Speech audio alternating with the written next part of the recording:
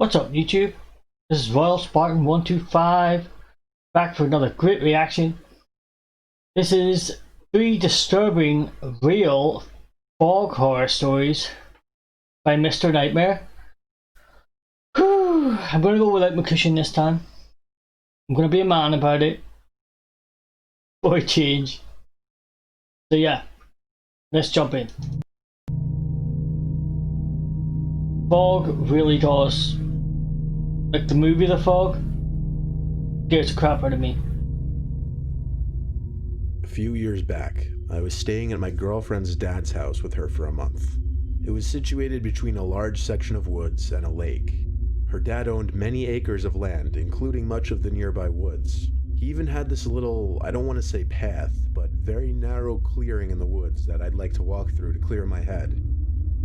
It was this one unnaturally foggy day that I wanted to go for a walk in the woods. I put on my boots that I'd use for hiking and told my girlfriend I'd be back in a little while. She didn't like to walk in the woods, so I'd always do it alone. Walking into the narrow clearing in the woods, I really took in how foggy it was that day. I couldn't see 15 feet in front of me. I hadn't seen it like that in years. In fact, I haven't seen it that foggy since. But as long as I'd stay in the clearing, I'd be able to find my way back. Walking through the clearing, I thought I could hear my footsteps. This is causing me anxiety. I mean, I've driven in fog. Driving in fog doesn't really, I mean, yeah, it's kind of creepy and it's dangerous, but it doesn't really scare me. I think because I'm in a car, you know, and I'm moving fast, so. But that there, like I said, the movie The Fog is terrifying to me. Great movie too. If you haven't seen it, definitely check it out. And it's actually based on a book. I have to read the book. I haven't read it yet. By James Herbert. I really want to, yeah, get into that. But yeah, see this? Woo! Mirrored, as in synchronized with someone else's steps. So I stopped and listened. This was private property. Nobody should be here except for me. So I calmly called, "Hello?" When I didn't hear any calls back or footsteps, I felt it was safe to continue walking. The woods had a very eerie vibe with the thick clouds of fog floating through the trees. Crunches on the floor of the woods from my boots and the sounds of evening crickets was just about all I heard. A calming vibe. Then I heard it. A moaning-like breathing noise. Like an old man moaning in discomfort. This time I knew I wasn't alone. It sounded like someone was hurt. I walked towards the noise, concerned, once more calling out, "Hello?" I stopped when I sharpened my senses a little and noticed the figure of a person standing just far enough away in the fog in front of me where I could see their presence there, but that's just about it. Just a really tall figure in the fog. That was the person making the moaning sounds. I crept a little closer, asking if the person needed assistance, but I didn't exactly get a better view. No. So I walked a little closer, and still, it didn't feel like I was getting any closer to the person. I yelled this time, and the moaning stopped. I took 2 more big steps this time towards the figure, and that's when I realized that no matter how much I walked forward, this person, this figure, didn't seem to get any closer. This guy's messing up. He is, man. I wouldn't go anywhere near that thing or person. Okay, fair enough. If it's someone that needs help, let them call out for help. Even then, I would be a little bit suspicious about it. But no. What the hell are you doing, man? You know what you should do? If you don't have a phone with you, go back to where you came from. Call the cops. Tell them there's someone trespassing on your property or whatever, whoever's property it is. It's private property. Let them go and sort it out. That's what they get paid for. I turned around and started walking back through the clearing in the direction of my girlfriend's dad's house. Yeah. I looked over my shoulder about 5 seconds later and swallowed my gum, seeing that the figure now behind was still the exact same distance it had been this entire time. No. I started running, heart racing, running short on breath rather quickly. And every time I looked over my shoulder, I saw that figure hovering the same distance behind me, And I use the word hovering now, because I eventually picked up on the fact that I couldn't see the outline of the lower part of the figure's legs. It just looked like this floating apparition in the fog. I eventually made it out of the woods back to the yard of the house. I took one last look at the tree line while it was still in sight through the fog, and I saw the person, figure, apparition, whatever I should call it, right by the tree line. I burst in through the back door of the house, slammed it shut out of breath, and when my girlfriend, her dad, and her brother came in response to my noise, I pointed out into the fog at the tree line, telling them someone or something was following me in the woods, no matter how fast I ran. Her dad put on his shoes and went outside with me real quick. I pointed to where I last saw the figure in the woods, and it was gone. He patted my shoulder and told me I had nothing to worry about. With he and I being two 6-foot dudes, and with the 2 dogs in the house, no one would be breaking in here. I laughed and pretended for a second as if I wasn't mentally scarred for life from what just happened. I'm not one to believe in ghosts or anything of that nature, but this was definitely the closest thing to paranormal I'd ever experienced. It still sends shivers up my spine to this day. Yeah. Oh, no, that... I'd become a hermit at that point. I just wouldn't leave the house.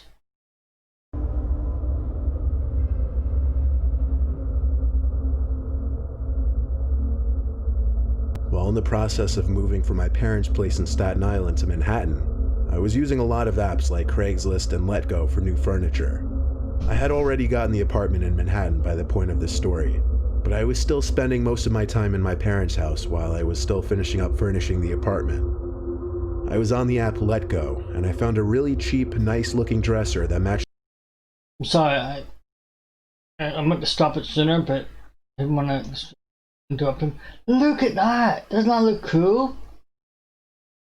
Wow. I didn't know New York had that kind of fog.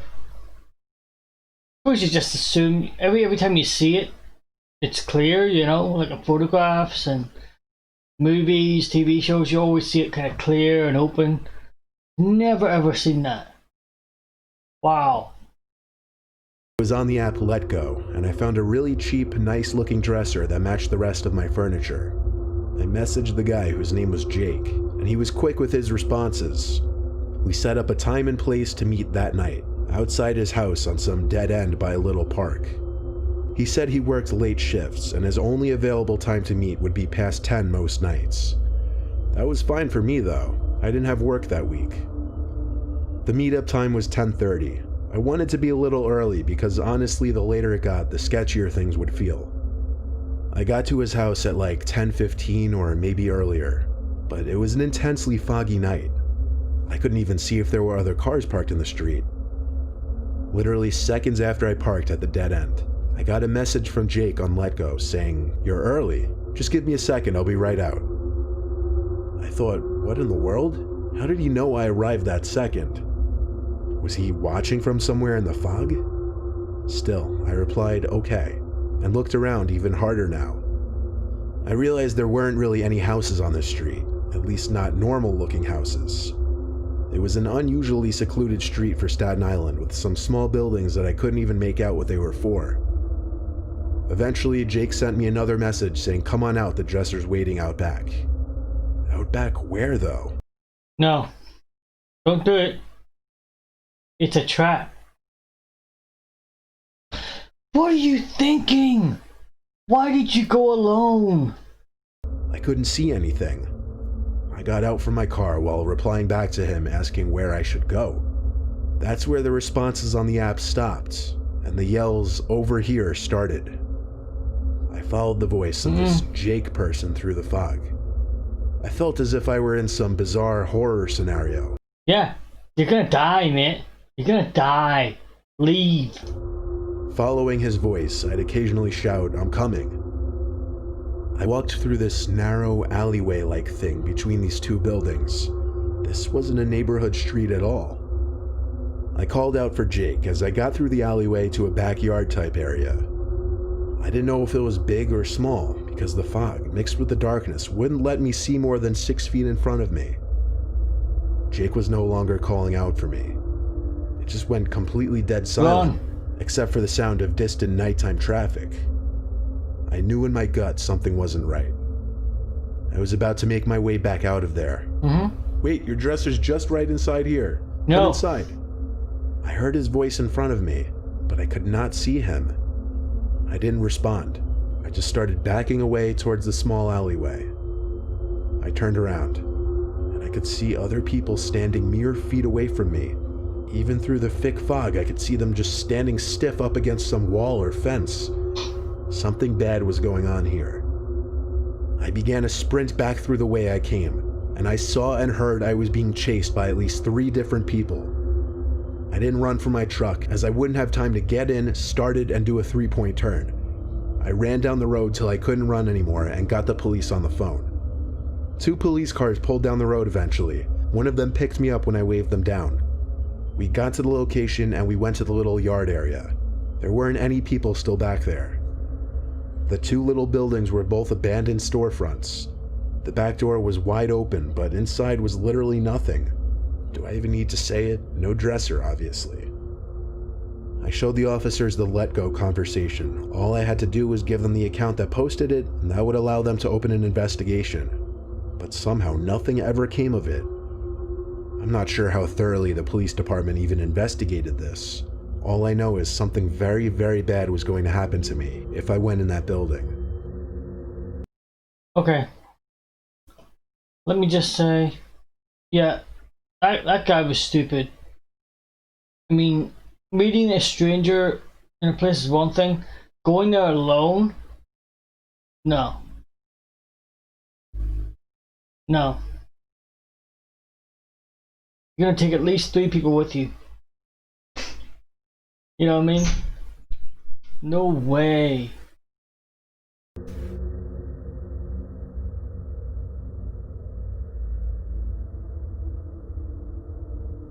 Last Saturday, while I'm writing this, it was an insanely foggy day. My family and I are quarantined in Jersey. My wife was out shopping, and my son was in his room. I was trying to get work done on my computer in my office room when my 6-year-old daughter Veronica came inside, saying she saw someone in the garden. I left the office to the window looking in the backyard where the garden is. And indeed, she was right.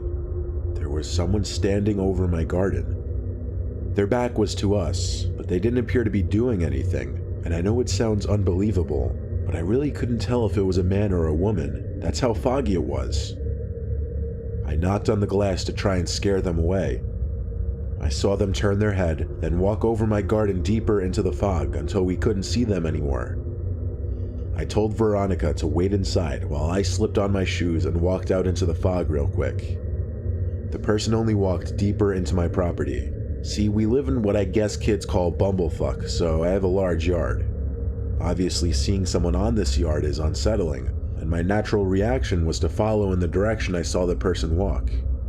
I started to hear a rhythmic thumping noise, and as I got closer to my shed, I realized it was coming from there.